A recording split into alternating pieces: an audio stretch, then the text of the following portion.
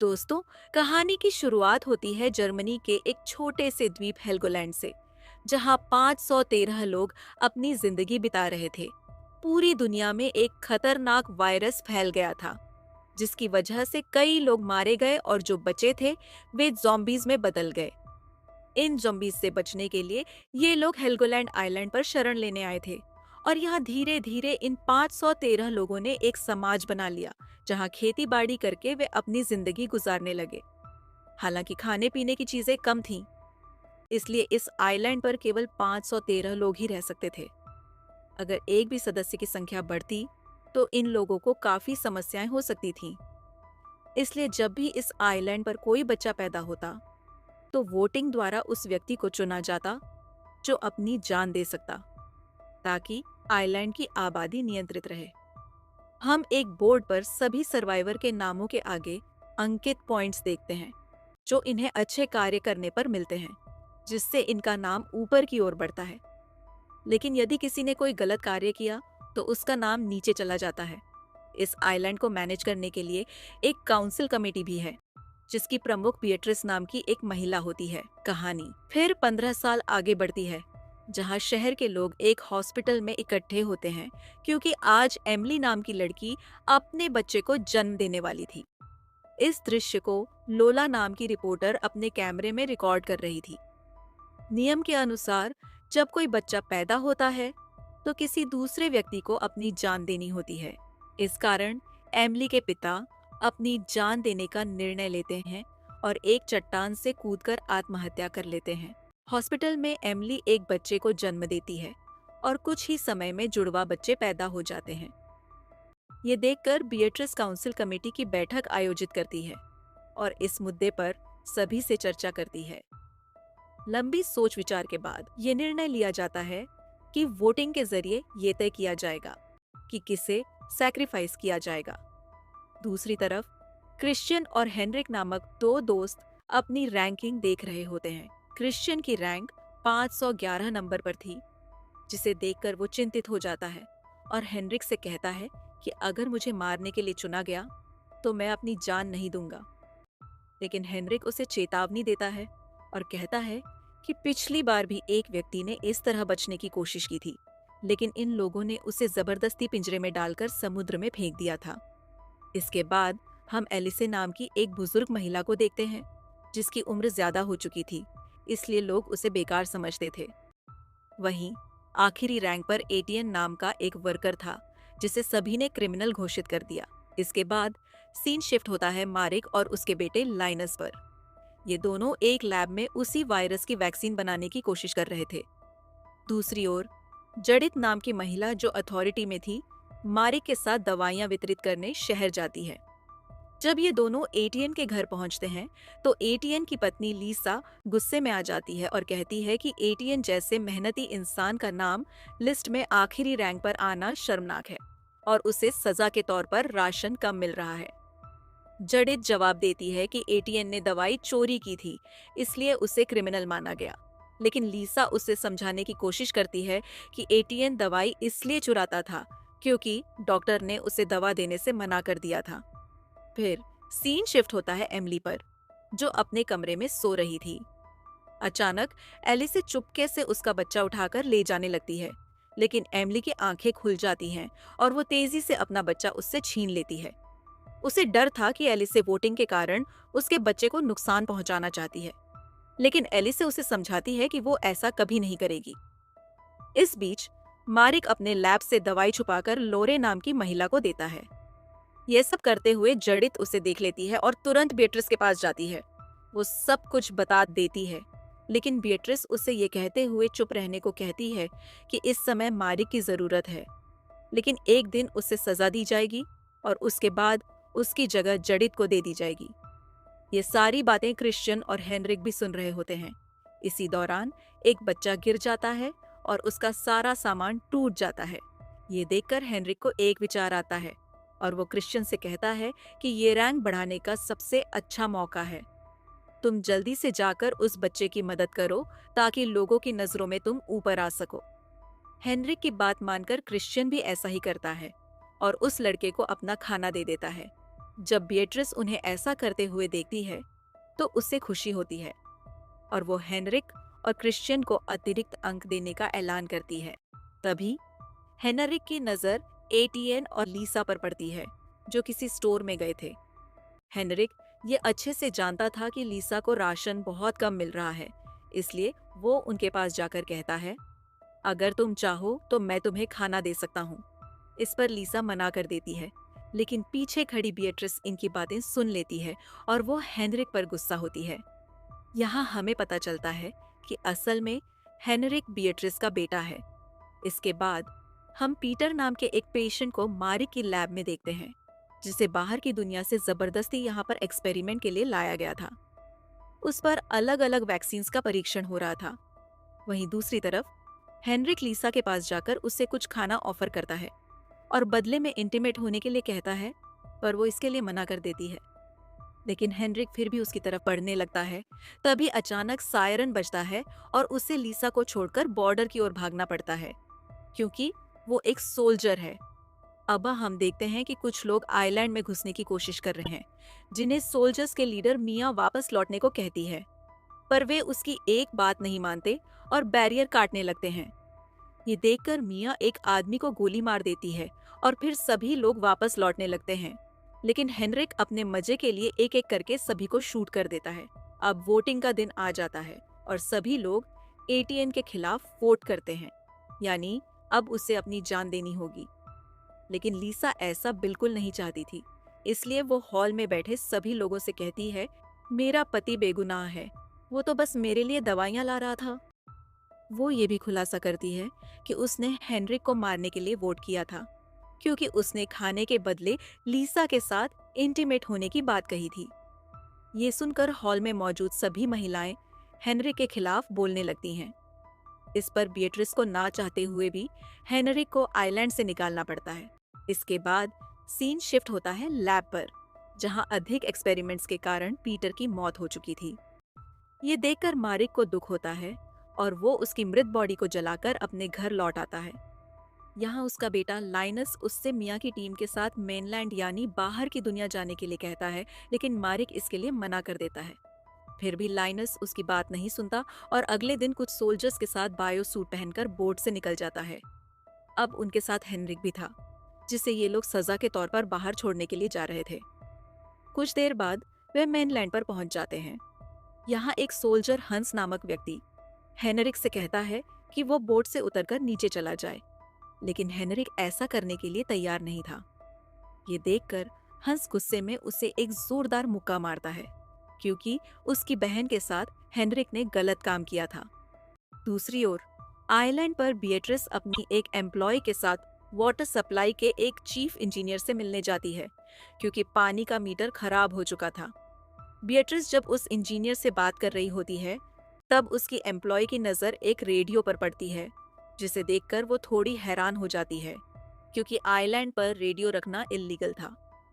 अब chief metre को ठीक करने के बाद बिएट्रिस से अपनी पत्नी को इस आइलैंड पर लाने की रिक्वेस्ट करता है, लेकिन वो मना कर देती है। इधर सभी सोल्जर्स लाइंस को बोट पर रुकने को कहकर पूरे शहर में घूमने के लिए निकल जाते हैं, जहां उनकी मुलाकात अर्ल नाम के एक आदमी से होती है। ये सोल्जर्स उसे खाने का सामान देते हैं और बदले में अर्ल उन्हें 2 बड़े बॉक्स और कुछ दवाइयां देता है। वहीं दूसरी तरफ लाइंस, जो इन सभी सोल्जर्स का बोट पर इंतजार कर रहा था, लेकिन वक्त बीत जाने के बाद भी जब वे नहीं आते तो वो बोट से उतरकर आसपास घूमने के लिए चला जाता है। वहां उसकी मुलाकात मॉजिक नाम के एक आदमी से होती है। वो लाइनस को एक दवाई की बोतल देकर कहता है, मेरे पास एक जहाज है जिसमें कई सारी दवाइयां हैं, तुम अगर इन्हें लेना चाहते हो तो मैं तुम्हें दे सकता हूँ। ये सुनकर लाइनस मोजिक के साथ उसके जहाज पर चला जाता है, जहां मोजिक उसे कई सारी दवाइयां दिखाता है। लेकिन मोजिक एक शर्त रखता है और कहता है, इन दवाइयों के बदले तुम्हें मुझे और मेरे दोस्तों को अपने द्वीप पर ले जाना होगा। इसके बाद जहाज से कई लोग बाहर निकल आते हैं। ये देखकर लाइनस बिना समय गवाए फौरन वहां से भाग जाता है। ये सभी सैनिक नाव की तरफ आ रहे होते हैं कि तभी एक आदमी आकर एक सैनिक पर हमला कर देता है, लेकिन सही वक्त पर बाकी सैनिक उसे गोली मारकर मार देते हैं और किसी तरह नाव तक पहुंच जाते हैं। पर यहाँ लाइनस मौजूद नहीं होता है। इससे पहले कि ये उसे ढूंढ पाते, काफी सारे नागरिक इनकी तरफ आने लगते हैं, जिससे ये लोग लाइनस को लिए बिना ही फौरन वहां से निकल जाते हैं। लेकिन नाव की आवाज सुनकर लाइनस जल्दी से जहाज से बाहर निकल आता है और भागते हुए नाव पर कूद जाता है। लेकिन उसके पीछे पीछे मोजिक भी आ जाता है, जो नाव पर चढ़ने की कोशिश करता है, लेकिन सैनिक उसे गोली मारकर मार देते हैं। तभी उनकी नजर लाइनस के कपड़ों पर जाती है, जो फट चुके थे। उसके फटे हुए कपड़ों को देखकर सैनिकों को लगता है कि वो शायद संक्रमित हो गया हो, इसलिए वे उसे एक इंजेक्शन देकर बेहोश कर देते हैं और द्वीप पर वापस लाने के बाद उसे प्रयोगशाला में पृथक कर देते हैं। इसके बाद मारिक अपने बेटे से मिलने के लिए आता है। तब लाइनस उसे मौजिक द्वारा दी गई दवाई दिखाता है और उसे जो कुछ भी जहाज पर हुआ वो सब बता देता है।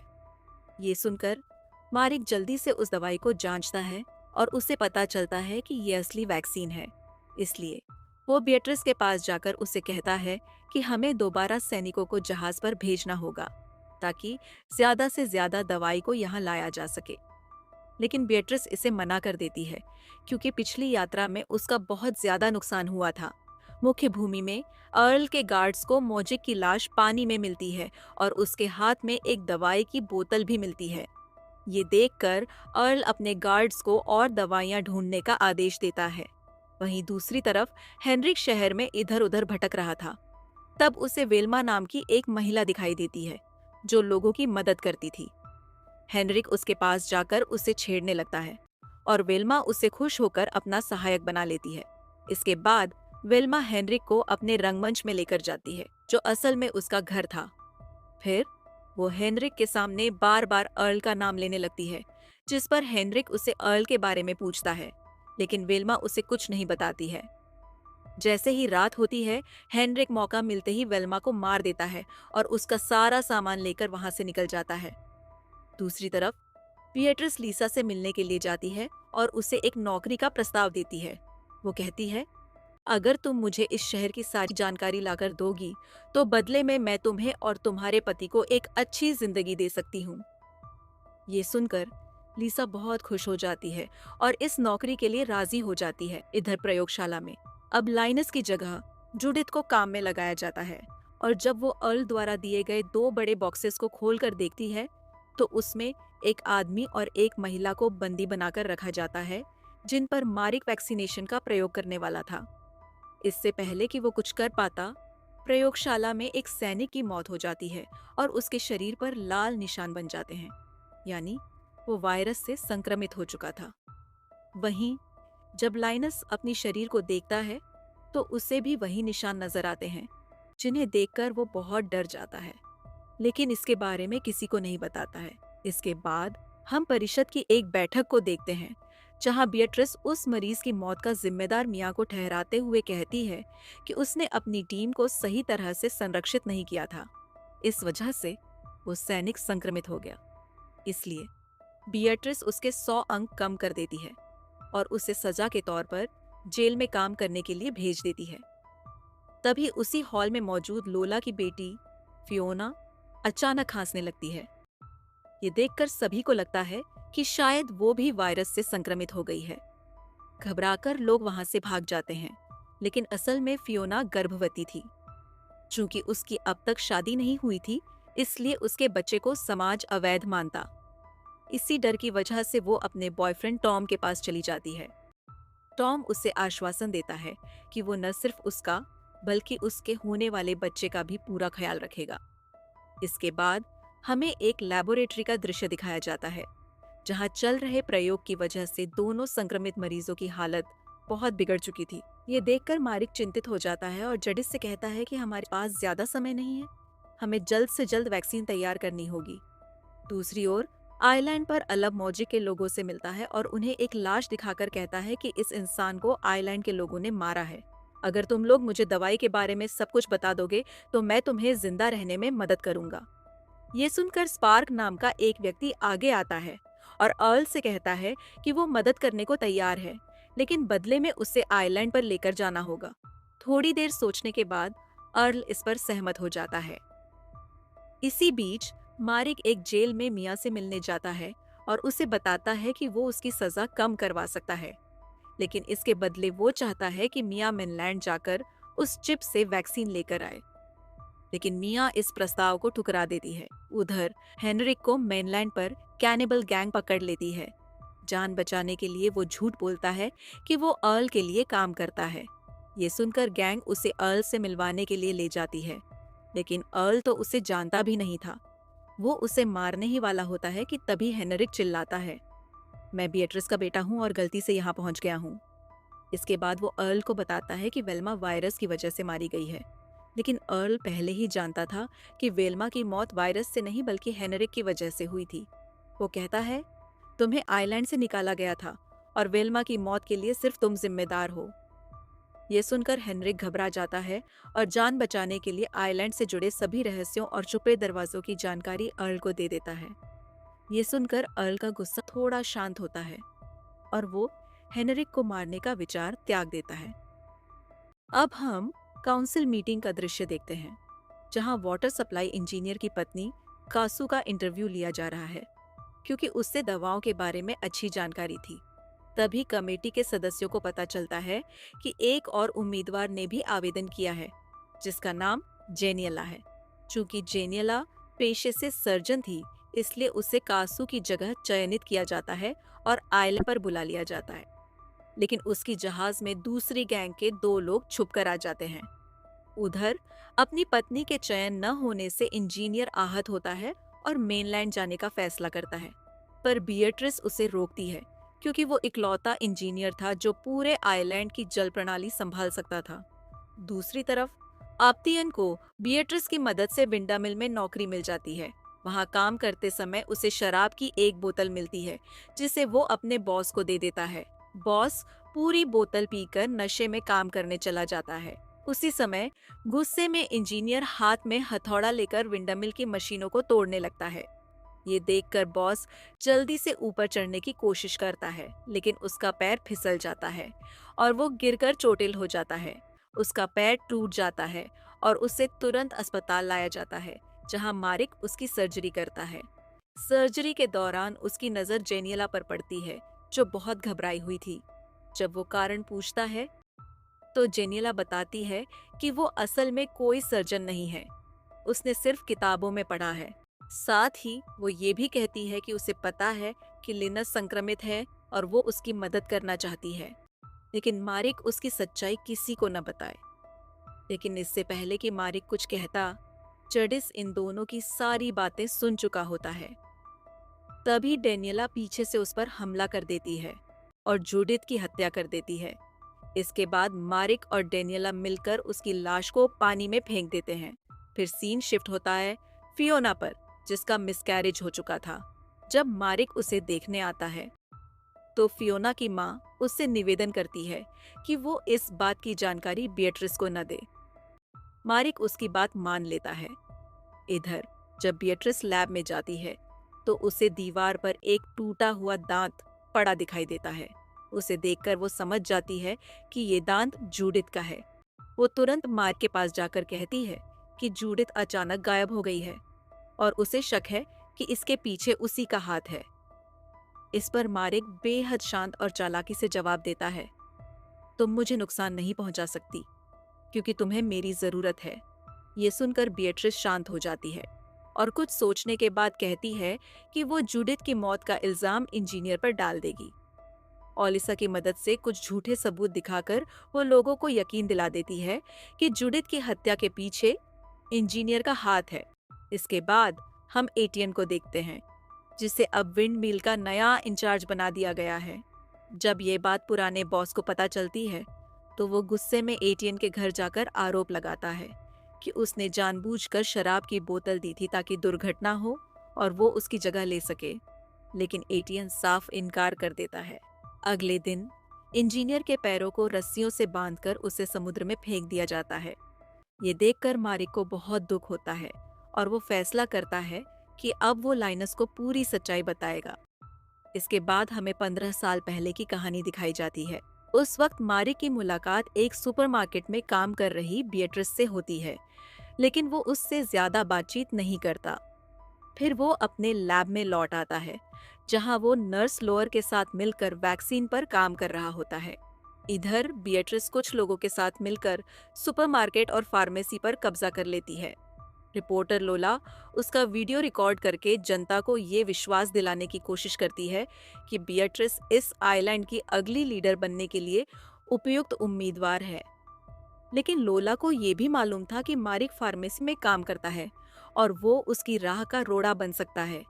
इसलिए बिएट्रिस मारिक को एक ऑफर देती है। वो जो चाहे अपनी मर्जी से दवाइयां बना सकता है, बस उसे बिएट्रिस के खिलाफ खड़ा नहीं होना होगा। मारिक ये शर्त मान लेता है। लेकिन जब आइलैंड के मेयर को ये सब पता चलता है तो वो अपने अफसरों को मारिक को गिरफ्तार करने भेजता है। बिएट्रिस बड़ी चालाकी से उल्टा मेयर को ही फंसा देती है। अगला सीन मारिक की पत्नी का है, जो मेनलैंड पर रहकर वैक्सीन बना रही होती है। तभी कुछ गुंडे वहां आकर उसकी हत्या कर देते हैं। वहीं दूसरी तरफ बिएट्रिस लोअर को कहती है कि आइलैंड की आबादी को सिर्फ 513 तक सीमित रखना है। पहले तो लोअर इस बात के लिए मना कर देती है क्योंकि इसका मतलब होगा कि उन्हें आधी आबादी को खत्म करना होगा।